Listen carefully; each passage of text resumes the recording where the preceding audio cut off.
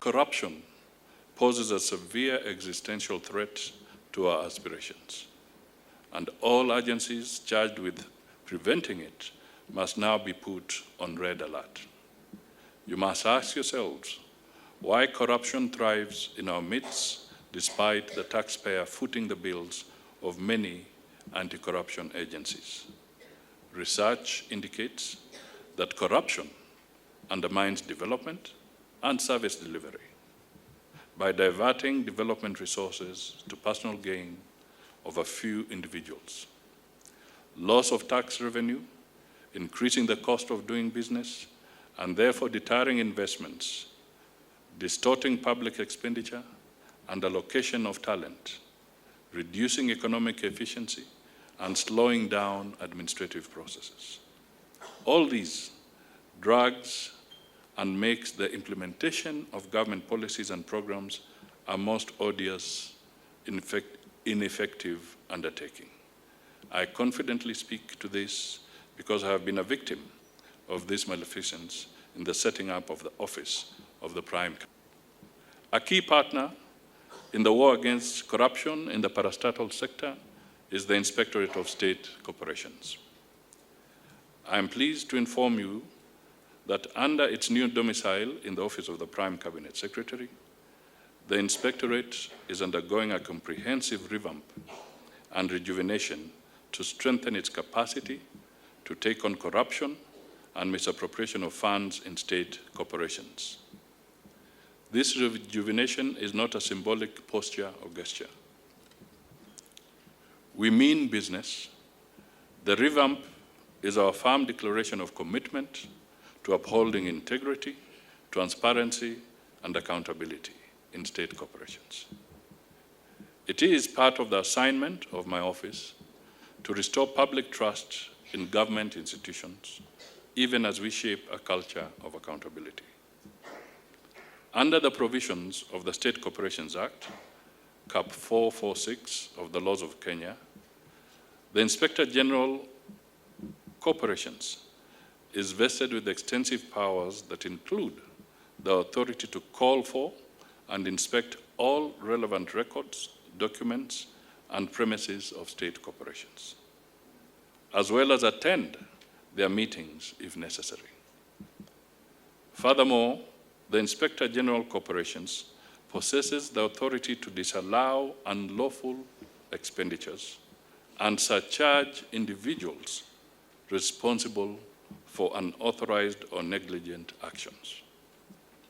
We are now actively engaged in holding accountable those individuals within state corporations who engage in malpractices.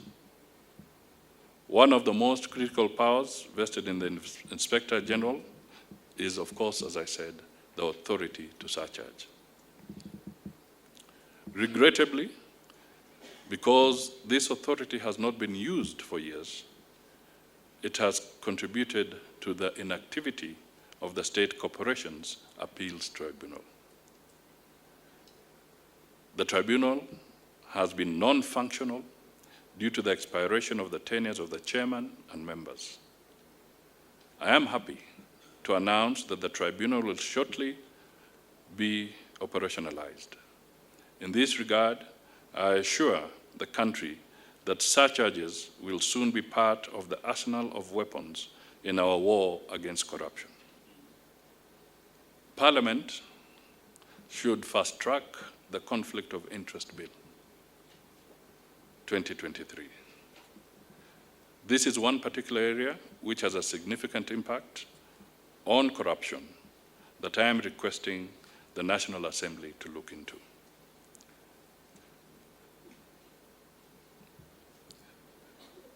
This is the Conflict of Interest Bill 2023, which was approved by the Cabinet on the 28th of February 2023 and subsequently transmitted to the August House.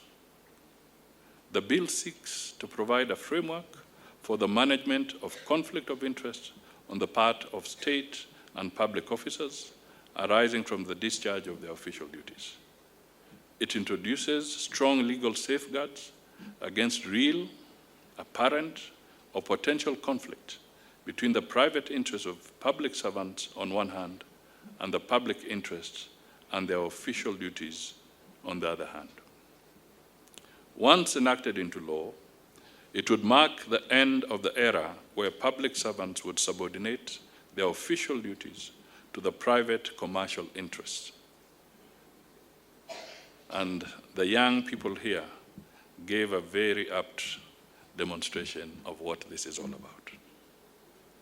The bill has undergone its first reading before the National Assembly and is in the pipeline for the second reading.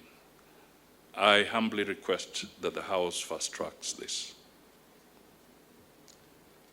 There are also some retrogressive bills. As I talk of that conflict of interest bill, let me also highlight that there are two bills currently before the National Assembly which raise significant concerns in the ongoing battle against corruption. Both of those bills are titled the Anti-Corruption and Economic Crimes Amendment Bill 2023.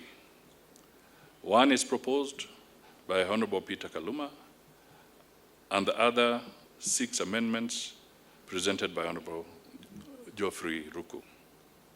These bills, if passed and enacted into law, have the potential to reverse the progress achieved in the fight against corruption. Honorable Kaluma's bill aims to amend the Anti-Corruption Economic Crimes Act of 2023 by removing the provision disqualifying individuals convicted of corruption or economic crimes from holding public office.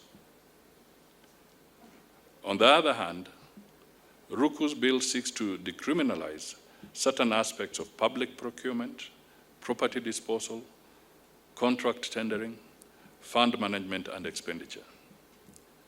If these proposed amendments are accepted, they will open the door for individuals with corruption histories to hold public office and offer significant leniency to those inclined toward corrupt practices within the public sector.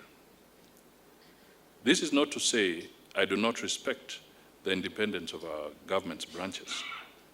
I recognize the substantial interdependence among them.